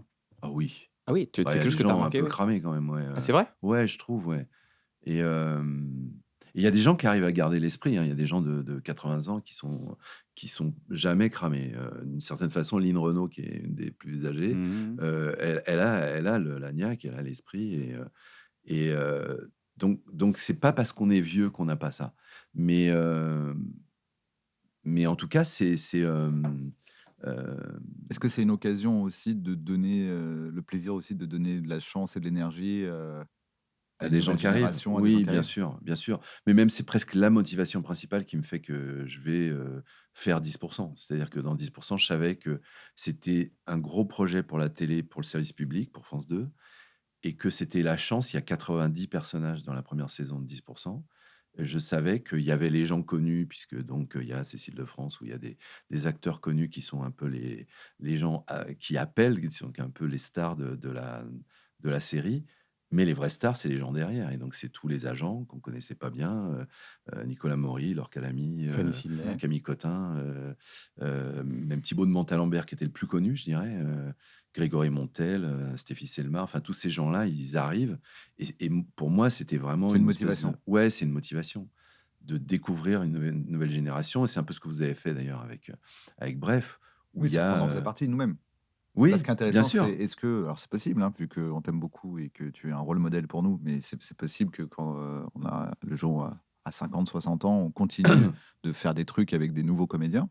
Bah, je vois tout pas à fait ce que obligé, tu quoi. appelles. Je vois tout ce que tu après, moi, j'ai toujours kiffé le jus de quand je vois, par exemple, un jeune acteur qui est pas vraiment connu, mais qui Ouais, donne tout dans une pièce de théâtre et tout. C'est vrai que tu as raison, il y a une flamme. ouais, Tu dis, mais ça, t'as juste à poser une caméra et à le ouais, ouais. capter, en fait. Tu vois ce que Et il je y veux a des dire? gens qui, au C'était bout ta de 3 films, motivation non avec plus, Aurel quoi. et Gringe, C'est ça. ou notre motivation, on avait la même motivation, ou même avec Jonathan Avec Cohen, Jonathan Cohen, on qui avait était un cette peu moins motivation. connu à cette époque-là, où Mhm. on s'est dit, mais il faut trop faire des trucs avec lui, que les gens ils voient Il faut que l'énergie du les mec, gens quoi. le voient parce qu'il a une Ça. énergie incroyable, quoi. Mais du coup, Ouais. cette idée presque de transmission, de dire moi j'ai un copain, il est super drôle, j'ai envie de Ouais, le c'est filmer. ça, ouais. C'est vraiment ce truc-là, quoi. Et de dire mais pourquoi personne ne connaît cette personne, quoi. On rigole trop dans la vie, il faut que les gens rigolent avec nous. Ouais, ouais, ouais. Ouais, Donc, c'est ça, exactement. Il y a un avec côté très... exception pour Romain Duris, quoi. Où lui, Non, parce que même pour son âge, tu continues de après, tourner. non, après il y a des complicités. Moi, Zinedine Solem il est dans tous mes films. Romain, j'ai fait maintenant 8 projets avec lui. Euh, Et donc, ouais, il y a des amitiés qu'on garde. Il y a plein, enfin voilà, Cécile de France, Karine Vierge. Il y a plein de gens avec qui j'ai fait plusieurs films, quoi. Mais, mais c'est vrai que la découverte de quelqu'un d'inconnu, en plus, il y a une sorte de privilège, c'est-à-dire qu'il y a plein de gens pour qui c'est pas possible de. Là, j'ai fait encore. Je dis voilà, le personnage principal, c'est Marion Barbeau. Vous la connaissez pas, mais elle est bien. Il y a plein de réalisateurs qui n'ont Ouais. pas le droit de faire ça. Donc moi, j'utilise mon privilège de pouvoir faire ça. Oui. Et, Je veux et en me dire, disant, bah, il aurait justement, écrit je un vais film de peut-être... Cédric Clapiche, c'est suffisamment vendeur pour Ouais, puis les compenser, gens me de font pas mettre une confiance. tête d'affiche. Moi, il suffit que je dise, Ouais. moi, j'y crois, je pense qu'elle va être bien. Et c'est en tout cas pour un premier réalisateur ou ouais, première réalisatrice, c'est impossible de dire, je vais faire un film avec quelqu'un de pas connu, en star, quoi. Donc Sauf si c'est un téléfilm Arte, ça et que peut, tu ouais, commences ouais, à faire ouais, un... ouais. Mais Et que ça devient un succès difficile, hein. Ça phénoménal, devient difficile. puisque c'est l'étape d'après de la carrière qu'on est en train de remonter de Cédric. Parce qu'on est d'accord que c'était un téléfilm Arte qui finalement est sorti en salle, Le Péril jeune, ouais, ouais, ouais. Et C'est-à-dire que c'était un effectivement, téléfilm. c'était un Enfin, téléfilm, c'est ouais. toujours un téléfilm, mais c'est devenu, entre guillemets, un film, Ouais, parce qu'ils l'ont ressorti en salle, tellement ouais, le téléfilm avait plu. ouais, c'est ça. C'est vraiment pas du tout volontaire dès le départ. Et ça a gagné un prix au Festival de Champs-Roses, donc le festival du film d'humour. Et là-bas, quelqu'un de Gaumont, Pierre-Ange Le Pogam, voit le film et dit je voudrais le sortir. Et donc Gaumont sort le film. Donc c'est un destin totalement improbable. Totalement à l'envers, en plus. Ouais, ouais, ouais, ouais. Et non, du coup, c'était une belle histoire parce que, en plus, c'était le début d'Arte. Il y avait très peu d'abonnés, j'allais dire, de spectateurs d'Arte. Et donc, il y a eu, je sais pas, c'est peut-être 500 000 personnes ou 700 000 personnes qui l'ont vu sur Arte un soir. Et puis, c'est possiblement 2 ans plus tard ou 1 an et demi plus tard que ça sort au cinéma. Et donc, du coup, et le film, étrangement, il n'a pas été beaucoup vu au cinéma à la sortie. Il a été vu en VHS, c'est-à-dire que c'était le début des Ça part dans tous les cassettes. sens. Ouais. D'abord, je fais un téléfilm, après, il passe au cinéma, et ensuite, quand il sort en cassette, là, les gens disent, mais il est culte, ce film. Ouais. Non, mais c'est marrant, Ouais. ça s'est vraiment passé comme ça. Il y a des films aussi qui te dépassent selon les succès du pays. Des fois, c'est un peu cartonné dans un autre pays parce que la culture, ça s'aligne totalement. Par exemple, je pense de Ceux qui nous lient, par exemple. Il y a des fois des films qui cartonnent dans un autre pays parce que Ouais, justement la culture se dit mais attends, c'est quoi ce film? T'as senti qu'il y a eu Des fois, il y a des accueils qui sont complètement différents selon les pays, parce que tu as eu une carrière internationale. Alors, c'est pas si différent que ça d'un pays à l'autre. Non, il y a des trucs un peu à l'envers où, par exemple, Un air de famille, pendant longtemps, c'était le film que j'ai fait qui a le mieux marché et qui a pas du tout marché à l'étranger. D'accord. Donc c'est vraiment un phénomène franco-français. Donc ça, c'était troublant, à l'opposé de se dire pourquoi ça marche pas à l'étranger, quoi. Donc les gens ils disaient c'est très bavard ou c'est lié au fait que c'est difficile à traduire. J'ai jamais bien compris pourquoi. Euh, mais sinon, il y a des films, par contre, Chacun cherche son chat, c'est le film qui a le mieux marché à l'étranger pendant longtemps. C'était le film avant L'Auberge espagnole. Chez les Égyptiens, surtout. Et par exemple, en Hollande, c'était un succès énorme, Ouais. parce que je pense que là-bas, les gens ont un rapport avec les chats. Où je sais qu'il y a eu un cinéma à Amsterdam où les gens venaient accrocher une photo de leur chat devant le cinéma. Et le cinéma a présenté le film pendant 1 an et demi, je crois. Et donc, c'était devenu une espèce de lieu culte Le à temple, Amsterdam. le temple des chats. Et avec le donc, film officiel voilà, il y a du eu un temple des truc chats. avec ça. Ouais. Mais ça, ouais, tu maîtrises pas ce genre de truc où moi, j'étais souvent au Japon au bout d'un moment quand les films ont commencé à marcher. Et là-bas, alors pareil, Chacun cherche son chat, ça a eu un succès énorme. Peut-être aussi en liaison avec le rapport qu'ont les Japonais avec les chats. Mais oui, il y a des choses comme ça que tu ne maîtrises pas complètement sur comment un film marche. Il y a un truc qui était magnifique à vivre pour moi. Le film Paris, c'est beaucoup sur des histoires de frères et sœurs. Mm. Il y a Juliette Binoche et Romain Duris qui sont frères et sœurs. Il y a Lucchini et Cluzet qui sont frères. Et puis je pense qu'il y a comme ça un autre couple de frères-sœurs. Et on présente le film en Chine. Et donc en Chine, c'est un peu surdimensionné. Donc c'est une salle de 2000 places. Et je vois la sortie du cinéma et les gens, ils sont en pleurs. Et du coup, je vois, mais enfin, c'est un film un peu triste. Et donc, j'étais habitué au fait que la fin, ça pleure un peu. Mais là, ça pleurait pas un peu, ça pleurait beaucoup, quoi. Puis du coup, je demande à ma traductrice chinoise, je lui dis, mais je peux savoir pourquoi il pleure à ce point-là. Et puis, du coup, elle interroge 2, 3 personnes qui sortaient de la salle. Et en fait, ils disaient que eux, ils n'avaient pas de frères et sœurs. Ouais. C'était la première Oh, génération ouais. des gens qui n'avaient pas de frères et sœurs en Chine. Et donc, ils disaient, c'est fou, ça doit être fou d'avoir un frère ou une sœur, quoi. Et en fait, ils pleuraient de ça. Donc, c'était fou de se dire, c'est impossible d'imaginer. Impossible. À l'écriture, impossible de se dire, ça va avoir une telle résonance Ouais, en ouais, Chine. j'ai trouvé ça assez joli, quoi. Un air de famille, c'est une pièce de théâtre qui a été écrite par Bakri Jaoui, Ouais. qui est une pièce de théâtre culte, d'ailleurs que je recommande. Vous pouvez aller d'ailleurs acheter la pièce de théâtre. Je crois qu'elle existe encore en DVD quelque part. Où est-ce et que le tout. film est pas. Prenez la Non, pièce non, non, de mais, théâtre. non, mais parce qu'à la base, c'est une pièce de théâtre qui a été un grand succès. Ouais, ouais, Et tu es appelé, je crois, ouais, pour faire la réalisation de cette pièce de théâtre dans un bistrot. ouais. C'est faire toi-même qui as demandé, non? C'est pas tu les as Non, en fait, c'est rencontrés? Daroussin qui a fait l'interface. Ok. C'est-à-dire que moi, j'avais fait Rien du tout, mon premier long métrage, avec Jean-Pierre Daroussin. Et je crois qu'il avait déjà parlé de moi à Jean-Pierre Bacri et Agnès Jaoui pour Cuisine et Dépendance. Et puis, je crois que j'étais en train de faire justement le Péril Jeune, ou je pense que je faisais le Péril Jeune, et donc du coup, je n'étais pas disponible. Et du coup, il a dit, mais vous devriez le rencontrer pour un air de famille. Du coup, Agnès et Jean-Pierre m'appellent pour voir la pièce. Et à la suite de la pièce, on se voit tous les trois avec Jean-Pierre Daroussin. Comment on se sent quand Et Daroussin, il Pardon. avait tourné avec toi, c'est ça? Ouais, c'est ça. Ouais. Ok, donc c'est lui qui a fait le. C'est lui qui a fait le lien. Comment on se sent quand t'as Bakri Jaoui qui t'appelle et qui te disent on va faire.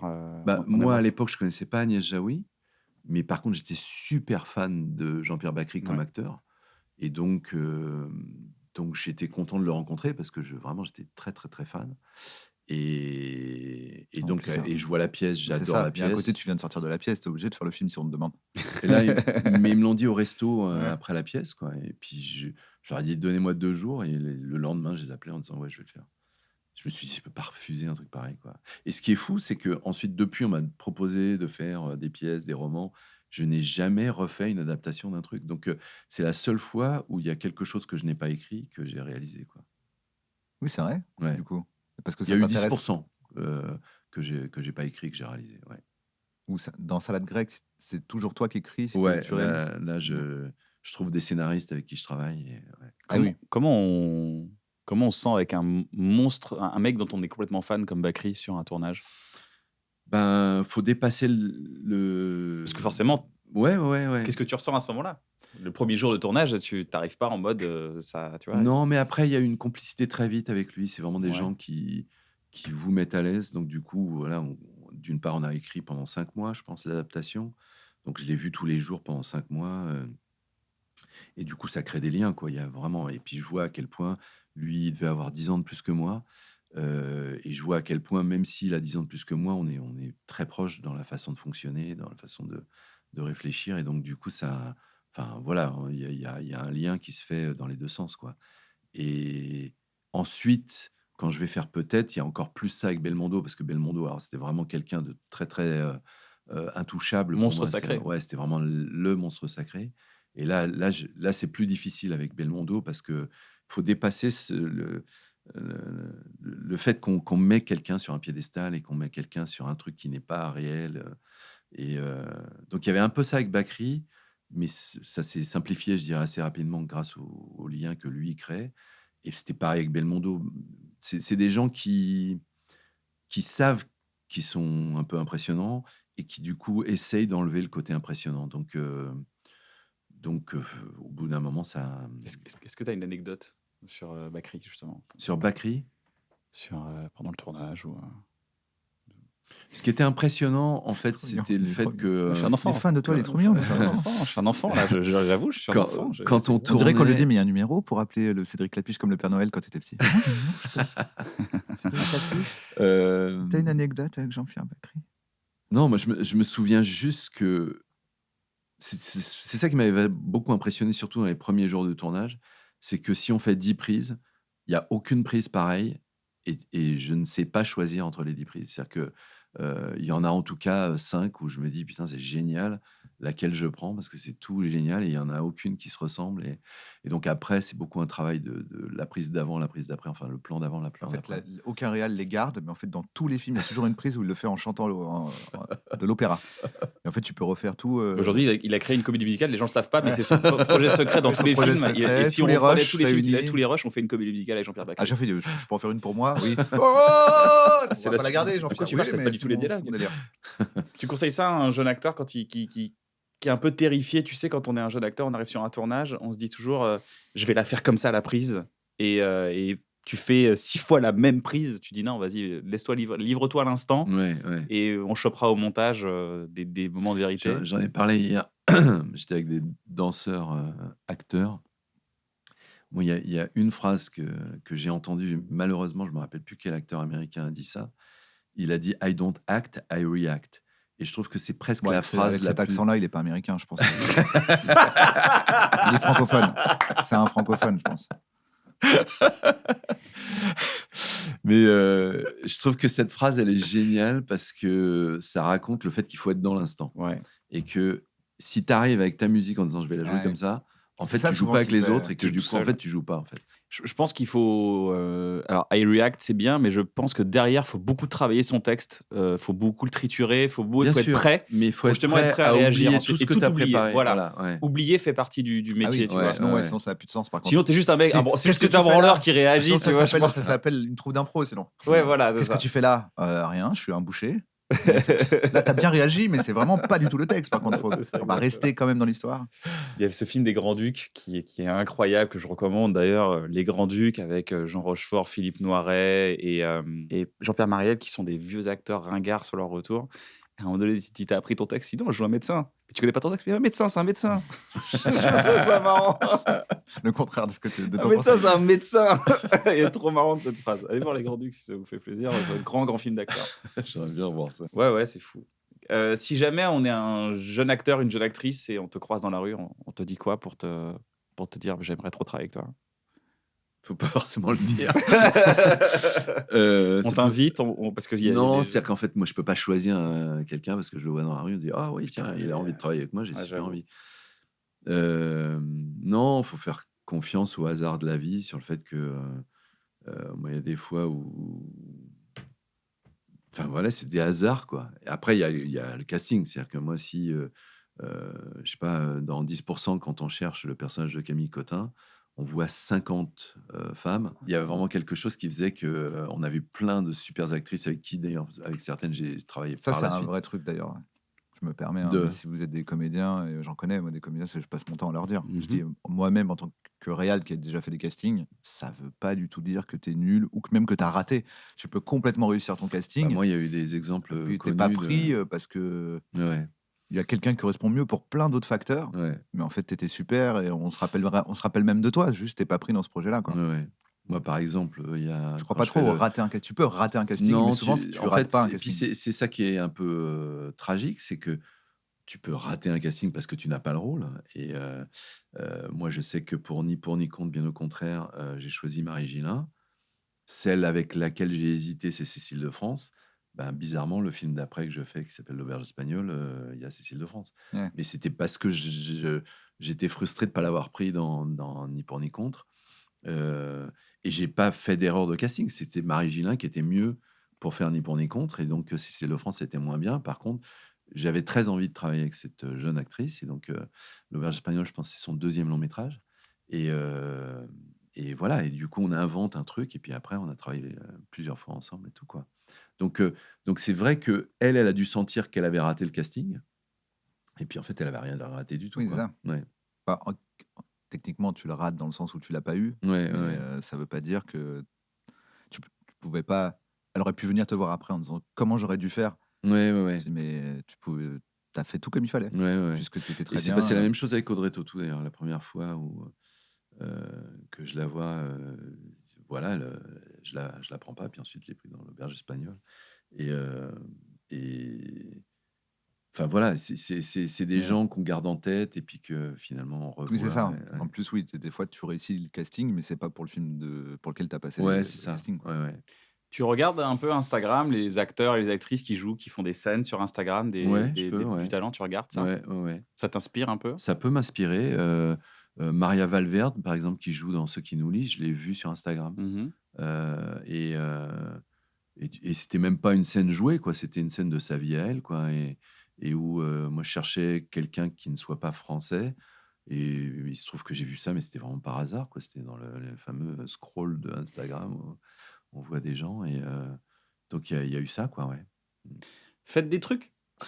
Donc faites des trucs, Ouais, ouais, c'est bien un peu la sûr. morale de ça. Faites Ouais, des ouais. trucs et si c'est pas Cédric, Clapiche que vous allez rencontrer dans votre vie, pour travailler avec lui parce que vous en mourrez d'envie, il y aura peut-être d'autres gens qui sont au même stade de Cédric Clapiche quand il est arrivé de New York et donner envie à ces gens-là aussi, Mhm.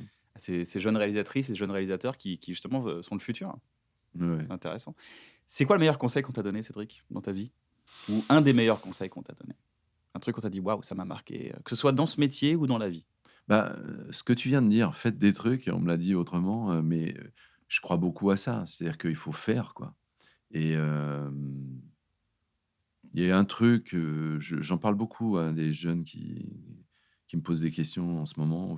Je me rends compte aujourd'hui que peut-être le truc qui m'a le plus servi, c'est que j'ai fait un atelier d'acteurs avec une réalisatrice, un réalisateur, avec Christophe Loison et Laurence Ferrara-Barbosa, où pendant 2 ans, je crois, toutes les semaines, on se voyait à 3 réalisateurs. Chacun faisait venir 2 acteurs qui étaient plutôt des élèves acteurs plutôt que des acteurs, c'est des gens pas connus, quoi, qui avaient notre âge, donc nous, on avait 24 ans, hem et où on essayait des scènes. Et du coup, des fois, on écrivait un texte, des fois, on prenait une pièce de Molière, des fois, on prenait un film qu'on aimait bien, on prenait une scène d'un film qu'on aimait bien, on disait: «Ouais, tiens, toi joue ça». Et ou des improvisations. On disait: «Ouais, il y a pas de texte et vous faites un truc, vous êtes un couple qui s'engueule». Et pendant 2 ans, toutes les semaines, on travaille 4 heures et on regarde les 2 autres qui travaillent leur texte, et ce truc-là, je crois C'est que quoi? c'est le truc qui m'a Pour le plus appris, s'entraîner? quoi. Pour s'entraîner. Du développement, quoi. Non, C'est ce que les ouais. Anglais appellent le training. Même pas du développement, parce qu'il Hem y a pas de projet au bout. Non, alors chacun, L'idée on Oui, c'est avait un développer long ce métrage en tête. Donc, il y avait une petite idée de nous aider à écrire nos longs métrages et tout ça. Donc De dire: c'était «Ah, je vais tester ce truc-là pour ouais, c'est voir». ça, ouais. Et Mais du ouais, coup, à peu près tous les trucs, on les jette à la poubelle parce qu'on se dit: «Ouais, en fait, c'est naze». Et de puis la ça mais ça recherche-développement. c'est de la apprend recherche, voilà, plus que mais ça apprend que justement, quand on écrit un scénario, en fait, c'est pas écrire une histoire en se disant: «Tiens, voilà, c'est très, très bien écrit cette phrase-là». C'est donner un texte à un acteur et donc soit c'est jouable, soit c'est pas jouable. Mais ça, on le teste Ouais. chaque semaine, où on se dit: «Bah, en fait, c'est pas comme ça qu'il faut écrire». Et du coup, on voit à quel point il faut qu'il se passe quelque chose entre 2 personnes. Et cette notion vraiment du théâtre antique grec, sur le dialogue, le principe du dialogue, sur le fait qu'il y a 2 personnes qui sont pas d'accord et qui vont essayer de se mettre d'accord ou au contraire rentrer en guerre. Bah, ce truc-là, on le teste chaque semaine. Et ça, c'est très, très instructif, quoi. Je peux poser une question? Bien sûr. Je peux faire un truc alambiqué avec une Fais anecdote ce que dedans qui tu n'a rien à voir avec veux, Cédric. Et fais ce après, que quand je raccroche les wagons, on se dit waouh, il est vraiment passé par n'importe où pour Non, poser non, cette mais vas-y, question. fais ton Mais usual suspect. parce que j'aime beaucoup cette anecdote qui Vas-y. n'a rien à voir avec Cédric. Vas-y. Je peux le faire. Bien sûr. Il y a un mec dans Better Call Saul, tu la connais déjà l'anecdote. Ah oui, Il y a c'est un vrai. mec dans Better Call Saul, je sais pas si tu as vu cette série. Non? Breaking Bad, t'as vu Breaking Bad? Ouais. Il y a un spin-off qui s'appelle Better Call Saul. Ok. Et dedans, il y a un gars qui interprète Mike Trout, qui a dû te marquer dans Breaking Bad, qui est l'espèce d'homme de main. Oui, Et ok, ce d'accord. gars-là, je trouve ça intéressant parce que tu dis, ce mec qui joue Mike Trout, c'est quoi le rapport dans sa carrière et dans sa vie avec Why I Met Your Mother, qui est une série Ouais, ouais. drôle américaine. Le rapport, c'est que dans la saison 2 apparaît le personnage de Saul Goodman, Mhm. qui est joué par un gars qui joue déjà dans Ah ouais, Met Your How Mother. I Met Your Mother. Et quand on lui dit, ouais, t'es pris dans Breaking Bad et tout, il dit, moi, je peux pas, le dernier épisode, je serai pas là parce que je dois tourner How I Met Your Mother. Et là, ils réécrivent en disant, bon, bah, on n'a pas Saul, donc on va remplacer par le personnage de Walt, appelle Saul, et Saul envoie quelqu'un. Et c'est le dernier épisode de la saison 2, je crois, si je dis pas de bêtises. Il y a ce mec, du coup, qui passe un essai, qui fait le casting pour être un gars dans un épisode de Breaking Bad qui vient juste aider Jesse dans une situation rocambolesque, une espèce de Monsieur Wolf dans Pulp Fiction. Un homme de main, quoi. Et Mm. ils déchirent tout. Et du coup, comme ils sont en fin de saison et qu'ils sont en train d'écrire la suivante, ils disent non, mais il faut qu'on le fasse revenir, ce gars. Donc, ils le font revenir dans Breaking Bad. Mm. Et parce qu'il revient dans Breaking Bad, et qu'il commence à avoir un rôle de plus en plus important, quand ils font le spin-off qui dure 5 ou 6 saisons, je crois, Better Call Saul, il devient le deuxième personnage principal de Better Ouais, Call ouais, Saul. ben, Donc techniquement, il a genre 8-9 ans de carrière mhm. qui se sont faits sur un gars qui n'était pas dispo. Ouais. Et c'est là que je raccroche les wagons. Vas-y. L'auberge espagnole, si j'ai bien compris, tu le fais parce qu'il y a grosso modo un gars qui n'est pas dispo. Il y a un retardement de quelques mois d'un autre Ouais. projet. Alors, je me rappelle plus pourquoi. J'étais en train de faire Ni pour ni contre, bien au contraire. Ça faisait 2 ans que j'écrivais le scénario. Et je crois que j'ai 4 mois. Et avec Bruno Lévy. Tu as un décalage de 4 mois. Ouais, c'est ça. Il y a un Tu devais faire un retard. film temps. Et je sais plus Ouais. si c'était un technicien ou un acteur qui peut pas. Et du coup, on tourne pas là où on pensait, mais on tourne 4 mois plus tard. Je me suis dit, je vais pas attendre pendant 4 mois. Et donc, c'est Bruno Lévy qui me dit, tu veux pas faire un film? C'est-à-dire Et, que tu as 4 mois de décalage, et ouais. au lieu de te dire, bon, j'en profite un peu pour aller faire Aux du Bahamas, pédalo, ouais. Pédalo Non. qui est une activité je dis, formidable. si je faisais un long métrage, Voilà. puisque j'ai 4 mois devant moi. Ouais. Et en fait, ouais, Parce c'est que comme ça souvent, que je tu fais racontes ça. cette anecdote, mais je n'arrive pas à me figurer comment tu fais l'auberge espagnole en 4 mois. C'est-à-dire que techniquement, en combien de temps dans les 4 mois, tu comptes l'écriture? Ouais, Mais du coup, incroyable. t'écris en 2 semaines. ouais. Putain, c'est fou. Les Mais gens du ne croient coup, pas, mais ta j'écris prépa- en 2-3 semaines. Ta prépa est fait 2 semaines, du coup. Alors, en fait, si tu veux, tout s'est fait en même temps. C'est-à-dire qu'en fait, j'écris en 2-3 semaines. Là, il faut Je expliquer aux gens. commence. La Oui, prépa à l'écriture. préparer un Parce que film. là, j'ai c'est-à-dire senti, que- tu t'es dit, Bah, oula, il y a plein- j'ai C'est fait le bien, casting, les repérages. voilà. Parce qu'en fait, normalement, quand on fait un film, il y a une phase d'écriture qui Ouais. parfois, des fois, les gens disent. Si vous j'ai mis dites 2 ans à écrire extérieur ce film. rue Barcelone, il faut aller avant le tournage, voir la Non, rue. Et là, dire, je parle on déjà attend. de l'écriture. Ok, L'écriture, là, je déjà, parle de préparation. tu as tout le moment où tu dois écrire extérieur rue, Barcelone. Mhm. Mais après, tu as ce qu'on appelle la prépa qui est hyper importante, puisqu'en gros, tu as des équipes techniques qui doivent savoir où, quand, comment, avec qui, dans quel angle, pourquoi, la nuit, le jour, tourner. Et tout ça, c'est très très long. En général, les gens font parfois, j'imagine dans les longs métrages que tu fais, tu peux avoir 3-4 mois de prépa, Ouais, bien sûr. parfois ouais. plus. Ouais, ouais. Le casting, etc. Là, Mm. tout ça, Tout ça. tu le rentres dans 4 Ouais. mois pour Et faire un film que beaucoup de gens ont vu, qui a très bien marché. Bah, c'est le film que j'ai fait qui a le plus marché. Ouais. Et comment tu fais? Donc, tu écris en 2 semaines. Ouais. Et comment tu prépares?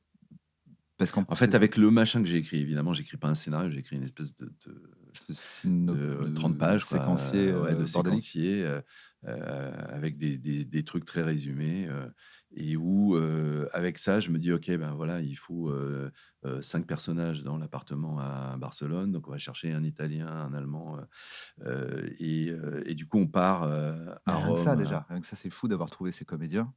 Ouais, c'est fou. Ouais, Euh, mais c'est aussi parce qu'on. Donc, tu as Cécile de France que tu avais vu dans un présent casting. Ouais. Romain Je me dis, Duris, ouais, il faut une Belge, bah tiens, je vais Romain prendre Duris, Cécile. tu l'avais Ouais. déjà.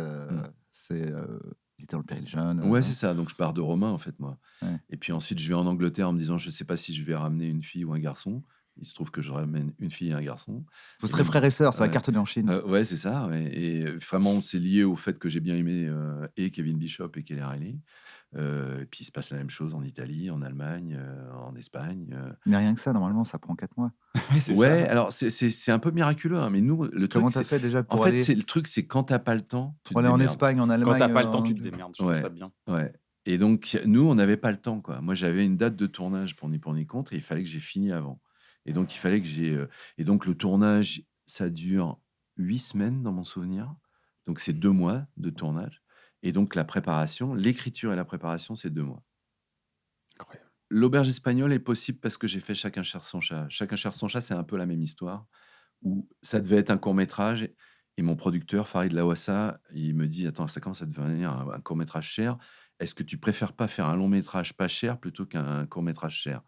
Je dis: «Bah, écoute, donne-moi une semaine». Donc j'ai réécrit en une semaine, ce truc qui faisait déjà 15 minutes, et puis j'essaye de le rallonger, quoi et puis, on dit: «OK, on essaye» et donc avec le même budget du court-métrage pas cher, court-métrage cher, on fait un long-métrage, quoi et donc c'est 4 semaines de tournage et j'invente des trucs tous les jours, je réécris le matin les trucs et donc du coup, parce que j'ai fait ça comme ça, on se dit: «Ben, tiens, je ouais, peux c'est refaire possible. ça». C'est ça qui t'a fait te dire, Ouais, ouais, c'est ouais, ouais, possible, quoi. ouais. Moi, je trouve quand même l'auberge espagnole, c'est fait en 4 mois. Incroyable. Mais ouais, Du pur jus, quoi. ouais, c'est un truc d'urgence, en tout cas. C'est genre, j'ai pas le choix, quoi. Enfin, et puis ce qui est fou maintenant, c'est de se dire, Audrey Tautou, c'est son 2e long métrage. Oui, c'est ça. Ouais. C'est pour ça que je faisais mon C'est truc juste après, alambiqué c'est après avec, Amélie. avec les mecs de Better Alors, Call en Saul. fait, C'est que tu dis, elle venait de ça tourner. lance des carrières. Audrey, le premier jour de tournage, elle me dit, «J'ai fait un film avec Jean-Pierre Jeunet, j'espère que ça va marcher» et donc on a tourné un mercredi, et donc voilà, le premier jour de tournage de l'auberge espagnole, c'était la sortie d'Amélie Poulain et donc évidemment, ça a un peu changé sa vie, quoi.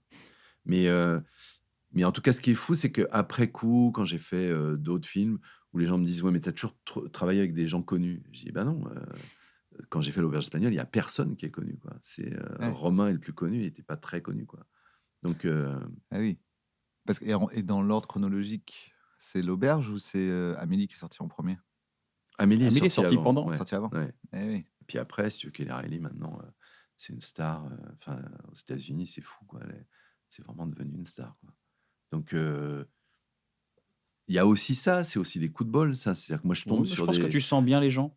Alors peut-être, mais C'est un de tes talents, ouais. faut le reconnaître. C'est tu sens bien les gens et tu sens la fraîcheur chez les gens et tu sais la mettre en scène et la filmer. Je pense que c'est ça aussi. C'est ça il y a un talent chez toi de réalisation, de choix des plans parce que tu fais de la très très bonne photo. Ça, les gens savent pas, mais allez voir sur l'Instagram de Cédric, à chaque fois les photos sont hyper cadrées. Même si c'est des photos à l'iPhone, des fois c'est Mmh. très cadré, ça raconte tout de suite quelque chose. Mais je trouve que tu as un talent, c'est de sentir la fraîcheur des gens. Et comme tu dis, je pense que c'est pour ça que tu vas chercher des jeunes acteurs parce que tu arrives à avoir la fraîcheur et dire mais ça en fait, tu poses ta caméra, tu mets des belles lumières, tu mets tout ça, tu as une belle équipe, mais le jus, il est là. Alors, je reprends tout ce qu'on s'est dit tout à Ouais, l'heure bien sur sûr. ça, sur les jeunes acteurs. C'est qu'en fait, le truc qui m'intéresse aussi, c'est vraiment pas la jeunesse, c'est l'inconnu. C'est qu'en fait, quand tu vas chercher Cécile de France dans l'auberge espagnole, c'est qu'en fait, personne ne l'a vu et que tu vas utiliser un personnage qui Nouveau. n'est pas connu. C'est-à-dire que si tu prends aujourd'hui quelqu'un de connu, Gilles Lelouch, bah, on sait à peu près comment il joue et on va attendre des choses et tout ça. Et d'ailleurs, quand là, je travaille avec François Civil, par exemple, ou Romain Duris, euh, là maintenant, le jeu, c'est de pas filmer ce qu'on attend de cette personne-là. Mais du coup, c'est pas du tout le même travail qu'avec quelqu'un, voilà, Camille Cotin dans l'1-10%. Personne la connaît, elle avait fait juste Connasse. Et donc, du coup, on la connaît comme ça. Mais du coup, il y a cette fraîcheur-là et qui, pour moi, n'est pas complètement liée à la jeunesse. C'est lié à l'inconnu, en fait. D'accord, je Ouais, comprends. ouais. Oui, une petite vieille dame que personne connaît, hyper forte, tu seras Ouais. tout aussi content de. Bah, dans Chacun cherche son chat, Mmh. Madame René, c'est quelqu'un de pas connu. Elle a 80 ans. Ouais. Ouais. Du coup, tu vas tu vois je sais pas, comment ça s'appelle, tu sais, les trucs de fin d'année des écoles de théâtre? Ah les galas, J'y les étais beaucoup auditions, les avant. auditions. Ouais, les auditions, des Heu, cours. non, j'y étais beaucoup avant. Là, disons que j'ai des antennes, il y a des gens qui y vont et Ouais. qui mais c'est difficile pour moi parce qu'il y a un truc d'attente. Et par exemple, là, maintenant, quand je fais un Ah, casting avec si des t'es jeunes assis dans acteurs, la salle de ouais, en les fait, gens distinguent avec la là, piche. ça peut les impressionner ou je sais pas quoi. Et du Ouais, coup, je vois pas la bonne personne, quoi. Donc, ouais. c'est un peu compliqué maintenant, en fait. Tu vas avec une moustache, sinon. Encore, Ça passe avec une encore plus moustache, grillé, là. tu sais. Encore plus grillé. Un avec la chapeau, une moustache. C'est moustache, encore une ceux avec la écharpe. biche qui avait une moustache.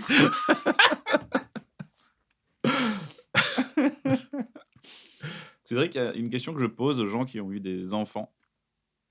Tu as eu 3 enfants, c'est pas un secret, hein.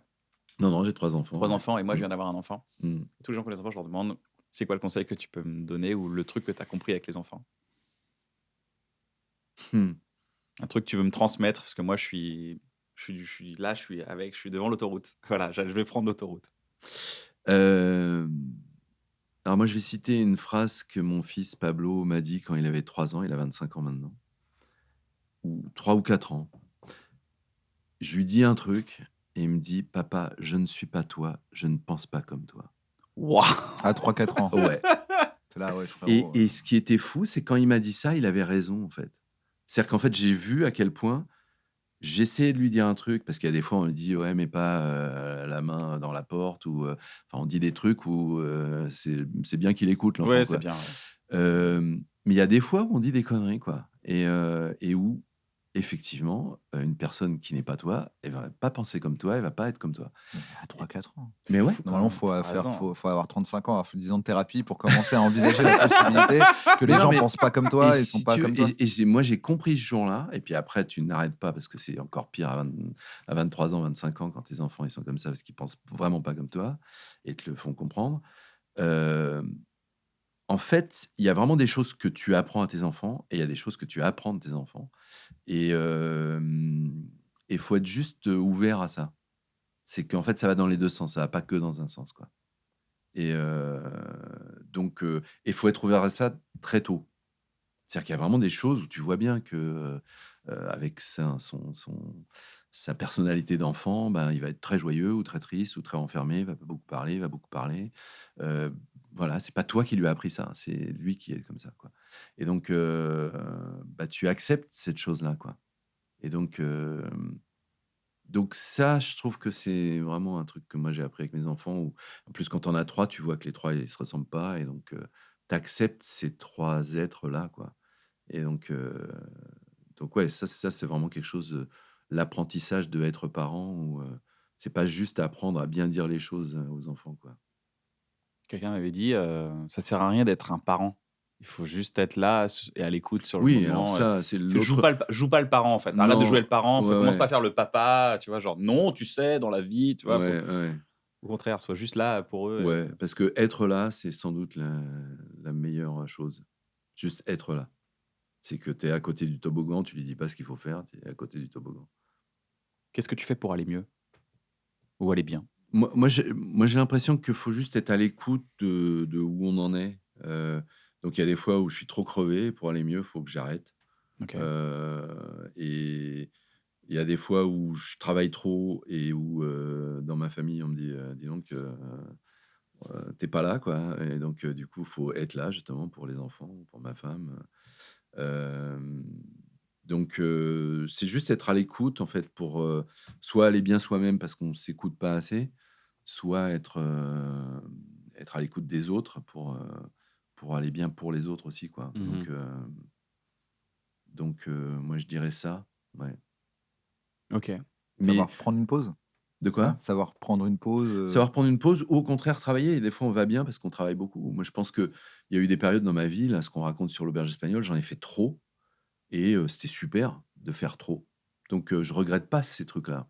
Hem Et c'était des moments, délicats, mais c'est vrai, il y avait un producteur qui m'avait dit, «Tu n'as pas d'enfant, profites-en», et bon, à l'époque, j'avais déjà 2 enfants, mais C'est justement, un j'avais pas producteur encore peu pigé. attentif. Heu, T'as pas d'enfant, heu, profites-en. Comment ça va? Bah, je viens mais d'avoir 2 enfants. Ouais, tu pas d'enfant, toi, profites-en. T'es Waouh, parrain tu d'un des m'écoutes deux pas quand du même. tout. Je non, t'avais demandé d'être le c'était au parrain. moment, en fait, je faisais un air de famille et en même temps, chacun cherche son chat, et il m'avait dit ça parce que je faisais 2 films à la fois. Je me disais: «Mais je suis taré, quoi», et en fait, il m'a dit: «Voilà, tu n'as pas d'enfant et tu peux faire ça, en fait». C'est juste un truc d'être pris dans une espèce de frénésie de travail, tout ça, Et c'est vrai que dans ce moment-là, c'est moins grave, quoi. Et après, effectivement, en faisant l'auberge espagnole, j'ai vu à quel point. Après, il a fallu que je ralentisse un peu le truc. Parce que là, il y a eu trop de trucs à la fois quand je faisais l'auberge espagnole et ni pour ni contre, un peu en parallèle. C'était compliqué, quoi. Est-ce que du coup, tu te retrouves avec le montage de l'auberge, etc., pendant que tu tournes En Ni pour fait, ni je fais les contre? deux montages en même temps. Ah oui, ça se C'est-à-dire chevauche. que quand je dis 4 mois pour faire l'auberge espagnole, c'est sans le montage. C'est-à-dire que Ouais. je tourne Ouais, l'auberge super bien, espagnole t'imagines? Ah, et le montage aussi. Ah non, mais à 4 mois, et, il sortait en salle. et ensuite, je tourne ni pour ni contre, bien au contraire, et je fais les deux montages Ouais. en même temps, en fait. Enfin, en parallèle. Est-ce que tu as passé un bon moment, Cédric? Oui. Chambé. Ouais. Et on termine toujours par des recommandations artistiques, des choses que tu as peut-être écoutées, entendues, vues. Un acteur, une actrice, un talent, quelqu'un que tu aimerais recommander en disant ça, j'ai écouté ça, c'est génial. Ou ce que tu veux, un podcast ou un compte Instagram, un compte Euh, TikTok. Tu es sur TikTok? non, je suis pas sur Pas TikTok. sur TikTok. Non, je suis beaucoup sur Instagram. Euh, non, bah, il y a des films. Moi, je trouve que vraiment, il faut aller voir des films, quels qu'ils soient, parce que moi, je suis aussi cofondateur de la Cinétech, lacinétech.com, qui est un site pour voir des vieux films. C'est des films qui ont plus de 15 ans. Et c'est des films suggérés par des réalisateurs. Donc, Ouais, les films de plus de 15 ans, c'est des vieux films maintenant. bah ouais, Oh, mec, on est tellement vieux. bah ouais. Genre, Avec Spider-Man 1, c'est un vieux Matrix, film. c'est un vieux film, genre. Ouais, et puis Fight là, Club, c'est un vieux moi, film. tu vois, le Péril Jeune, ça a 30 ans. Je viens de faire la restauration du Péril Jeune. Pladen, ça a 30 ans. Ouais. Et oui. Maintenant, tu peux dire Et, ça à 30 ans et ouais, t'étais là à la sortie. C'est ça le truc. ouais, voilà. Mais donc, la roue tourne. Et c'est vrai que les films qui ont plus de 15 ans, 20 ans, ils sont hors commerce. Toutes les plateformes, genre Netflix, Amazon et autres, ne jouent que sur ce qui vient de sortir. C'est sur l'idée de la fraîcheur. Là, c'est vraiment intéressant. La Cinétech, c'est vraiment un site On s'abonne, on on paye, s'abonne. on Ouais, paye ouais, un c'est truc, c'est soit ça? SVOD ou VOD. C'est de 150 € par mois. Et il y a 2000 films dans la liste. Et quand on est abonné, on a droit à 10 films. Et à partir de septembre, ça sera à 30 films. Et on s'est recommandé par des réalisateurs, du coup, et Ouais. des Et réalisatrices. donc, je crois qu'il y a 100 réalisateurs du monde entier et réalisatrices qui ont donné la liste des 50 films qu'ils préfèrent. Et donc, ça va de Agnès Varda à Scorsese, Jacques Génial, Audiard. je connaissais pas Ah ce oui, c'est site. vrai? Ah non, je connaissais pas du tout. C'est donc lacinétech.com, CINETEK. Et c'est vraiment super pour voir des films, quoi. Et puis pour même l'idée de la cinéphilie, parce qu'il y a des bonus, donc il y a justement les réalisateurs qui présentent les 50 films qu'ils aiment bien. Souvent, ils font un petit bonus sur, voilà, moi j'ai adoré Citizen Kane, ou j'ai adoré Kurosawa, ou j'ai adoré, je sais pas, La Chèvre. Et donc, ils vont faire un petit film qui fait la pub de pourquoi ils aiment ce film, quoi. Ah, Ouais. trop bien. Et t'es cofondateur De de. ça, ouais. C'est à peu près il y a 10 ans qu'on a pensé à ce truc-là. Ça existe depuis 8 ans, si je me trompe pas. Et T'as mis plus de temps que faire l'auberge espagnole pour ouais, monter le site. ouais, Parce que moi, ouais, je suis un peu ouais, déçu. ouais. T'aurais pu Il fait le des faire en films 4 beaucoup mois. plus vite que monter des sites internet. En même temps, il est pas dev. Hein. C'est Il est vrai. pas dev web. Mais c'est super joyeux parce que nous, à partir du moment où on a eu Scorsese qui a donné sa liste de films préférés, là, il a dit, moi, je ne peux pas donner 50 films. Il a donné 2 fois 70 films. En disant, ça, c'est les films que j'aime et ça, c'est les films qui m'ont formé. Et donc, il a 2 listes. Donc, on lui a dit, OK, Ok, Martin. Martin. Pas de soucis. Et T'imagines, ça se passe pas comme ça, Martine. Il y a des règles. Te la C'est raconte pas parce que pas. t'es Redescends. Scorsese, tu redescends un peu. Merci. Tu vas nous faire les 50 et tu fais pas Yesh. Mais donc, c'est super intéressant de voir. Eh ben, je connaissais pas et je vais Ouais. aller voir ça. Ah bah ouais, non, allez-y. Bah, Ouais. merci pour cette belle Ouais. reco. Navo, tu veux recommander quelque chose? Oui, mais quoi? Je Mais sais du pas coup, ce que bah, tu salade veux. grecque. Parce qu'on en parle, on en Eh ben parle. oui, Mais avec moi, j'ai plaisir, adoré salade salade grecque. grecque. Ouais, ça m'a fait super plaisir le message que tu m'as laissé d'ailleurs. Ah oui, c'est vrai que je t'ai envoyé un petit Ouais, message. ouais, C'était ouais. aussi pour à moitié t'engueuler pour un truc qui se passe, mais que je ne Ouais. spoilerai pas. Non, non. Et je t'engueulais pas qu'il faut vraiment. pas dire. C'était Ouais. une façon de dire que ça m'avait marqué. Ouais, ouais. Parce qu'après, tu m'as dit, mais parlons-en. Je suis là, non, mais en fait, je t'en veux pas vraiment. Non, Donc, non, et salade c'est- grecque, très très bien. Et tiens, et double reco, j'ai découvert, son nom m'échappe car il est compliqué, celui qui joue le héros de salade grecque. Alyosha Schneider. Tu vois, même quand tu me le dis, j'arrive pas à le dire. Alyosha. Alyosha. Et aussi musicien. Et j'ai écouté, Ouais. il y a des morceaux hyper bien. Ouais, ouais, c'est très bien ce qu'il fait en musique. Ouais. Ouais, ouais. Donc il est aussi Ah, je savais musicien, donc allez voir. Ce n'est pas juste le frère de Nils Schneider, il est aussi C'est pas chanteur. juste un frère Schneider.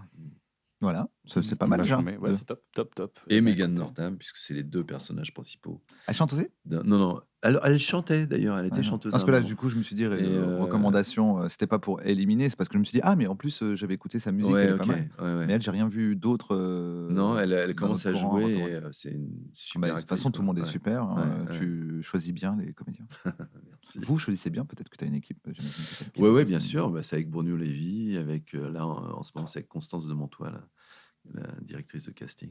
Ouais. Et toi, Kian, une petite reco Bah, allez, Meghan Trainor le matin. Écoutez du Meghan Trainor, ça met en patate. Voilà, C'est ça met quoi du bien. Elle a fait C'est de la musique chanson. Ouais. Elle a fait une chanson qui était assez connue il y a 5-6 ans. Dans 10 ans, elle est à la Bass, Cinétech. bad bass. Mais en fait, elle met la patate le matin. Ça fait du bien quoi d'écouter du Mm. Meghan Trainor. Donc écoutez Meghan Trainor. Voilà. Mm. Une petite recommandation de vitalité. Et ben voilà. C'est un plaisir de te recevoir, Cédric. Eh ben, Tu pareil. reviens quand tu veux, C'était un si tu as des plaisir choses à de vous dire et parler. tout, n'hésite pas, tu es le bienvenu Mm. quand tu Mm. veux. Allez sur lacinetech.com, il y a plein de films à découvrir. Prenez soin de vous, bisous, bisous, ciao, ciao.